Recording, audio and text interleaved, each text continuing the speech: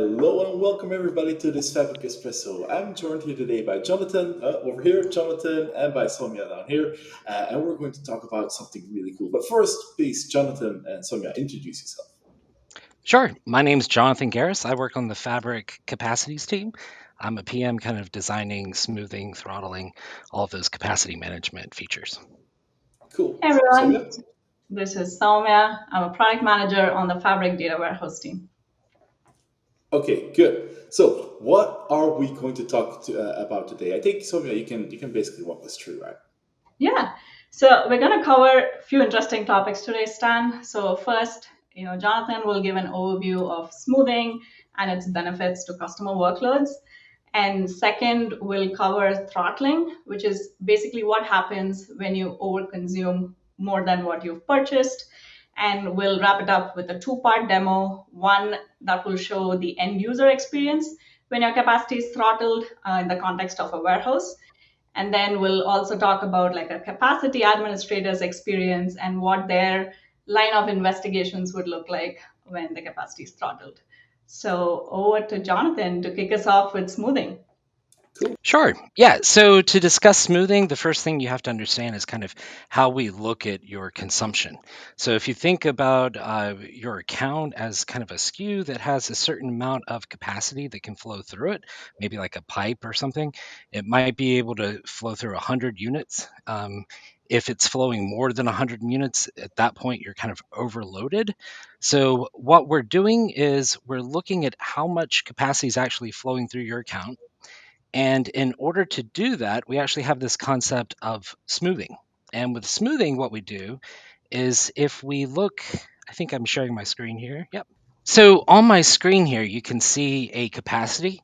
The size of that capacity, like if we're talking about a pipeline, how large is the pipe? It goes up to this dotted line here. This is the actual amount of CPU or consumption that you can have within this account. This blue line here is the amount of load that you currently have on the account that is within what you've provisioned or paid for the account. The red line is showing that you're actually overloaded right now. And for many products out there, once you get overloaded, you start throttling. One thing that we're trying to do is give our customers a little bit of grace. So we've got this concept of smoothing, where instead of billing you for the exact instant that you use the consumption, we spread it out over time.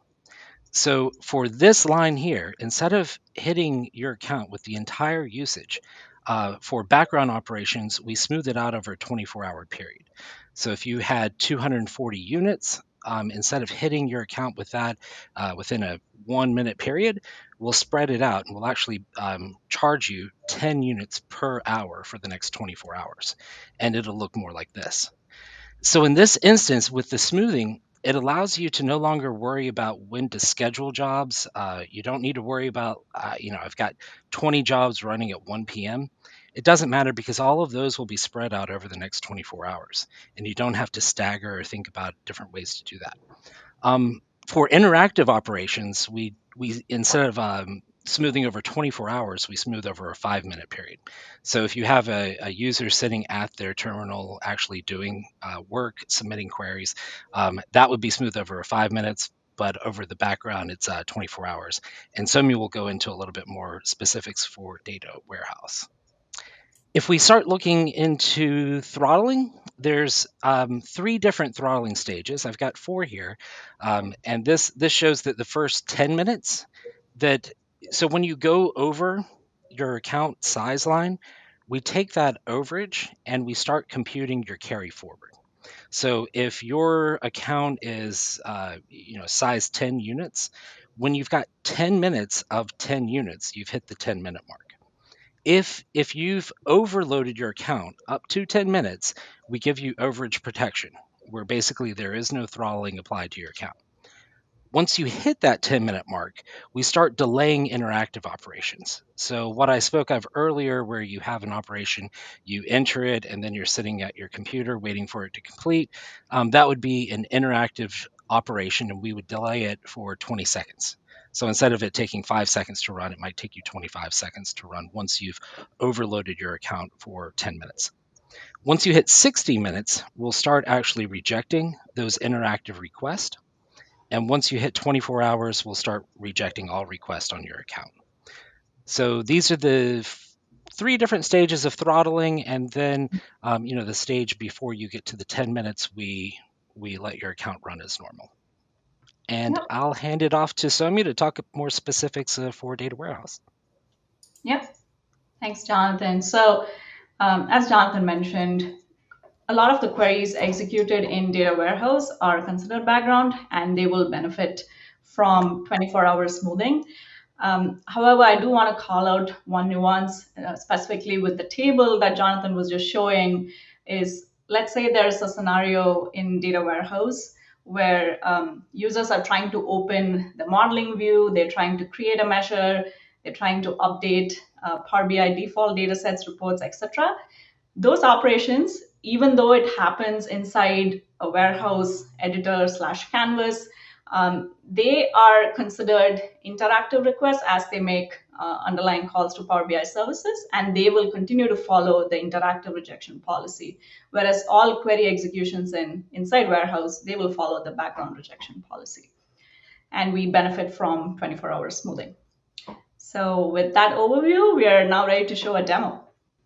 So here we are in a workspace.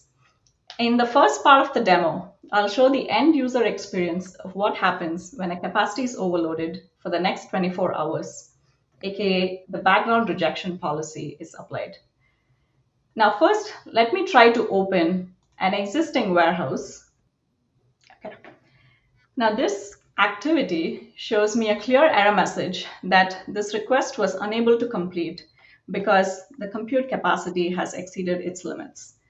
Now let me try a different scenario where I have a pre-opened warehouse. Let's say at some point the capacity got throttled.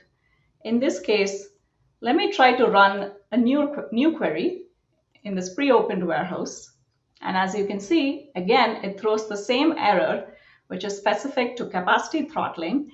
And this learn more link will further redirect users to a smoothing / throttling documentation for data warehouse.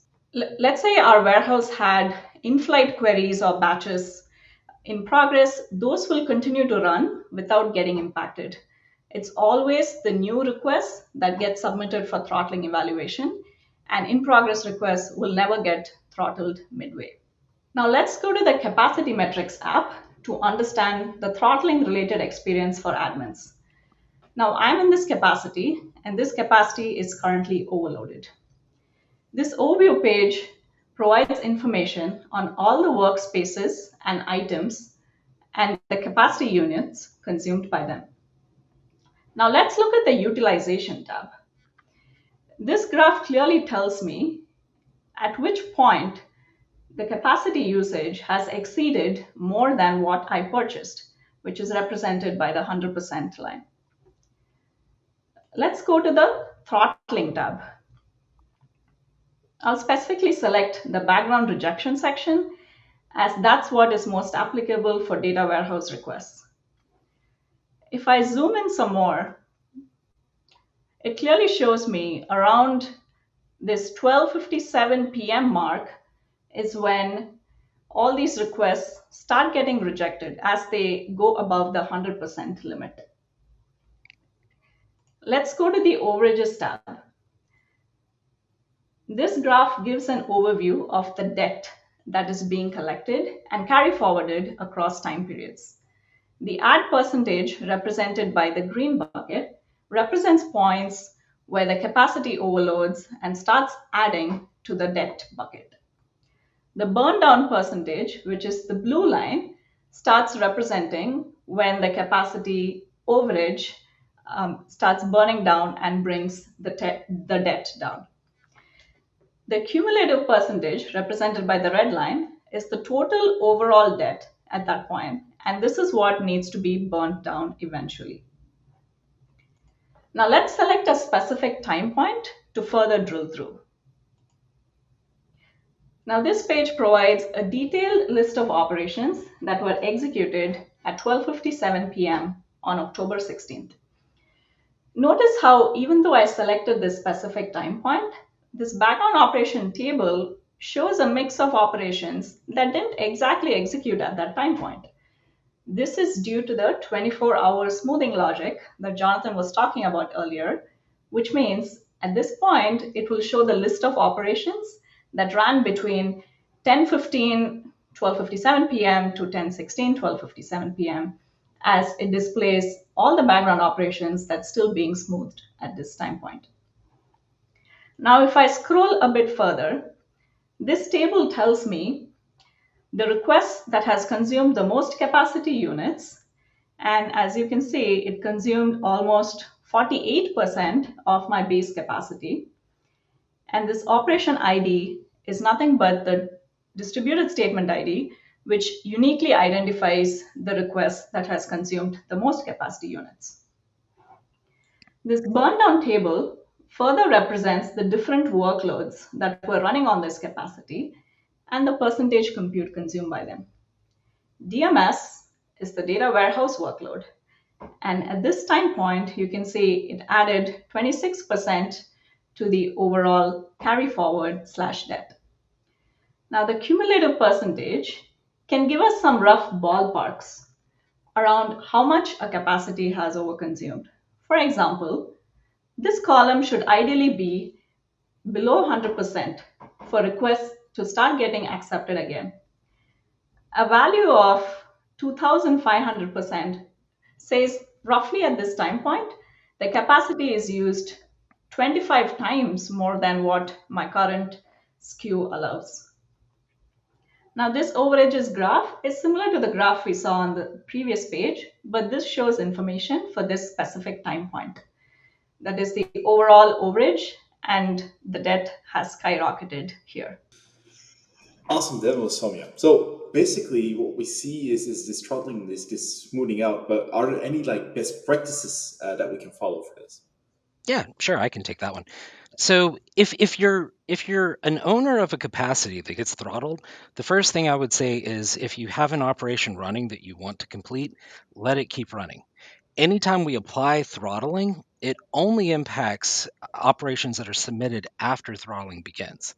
So if you have an operation, you expect it to run for 2 hours, you really want it to run, just let it keep running. It will complete. And that's one thing that, our promise to you is, hey, if we let it start, we're going to run it until it completes. Now, if it's an operation you thought would run for 1 hour and it's been running for 12 hours, that one you likely should go in and kill because there's likely something going wrong, right? But once you've created that amount of carry forward and you're looking and your account has 24 hours of carry forward, we're rejecting all new operations. At that point, there's two things you can do. One is you can increase the size of your account. So if you're at 24 hours and you double the size of the account, it'll take your debt straight down to 12 hours immediately. And that will allow you to start running your background request. If you're at 2 hours, double your account, you'll now be at 1 hour and it'll start releasing interactive jobs pretty soon. The other way you can do it is, we're measuring everything here in time, so you can wait that amount of time. So if you're at 27 hours of overload, if you wait 3 hours, you'll be down to the 24-hour limit. And as soon as you go below that, we'll start releasing operations, your background operations, until you go above it again.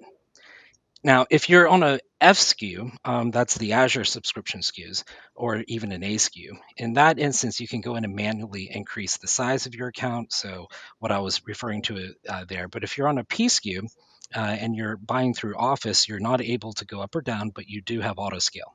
So if you turned your auto scale on, it would start ramping up and burning down that overload faster for you. Okay, awesome. Basically, that concludes the video of today. If you have any questions, make sure you write them in the comments. If you like the video, just give us a thumbs up. And don't forget to subscribe to the channel if you want more of this fabric goodness. Thank you, Jonathan. Thank you, Sowmya. And see you next time. Bye-bye. Thanks.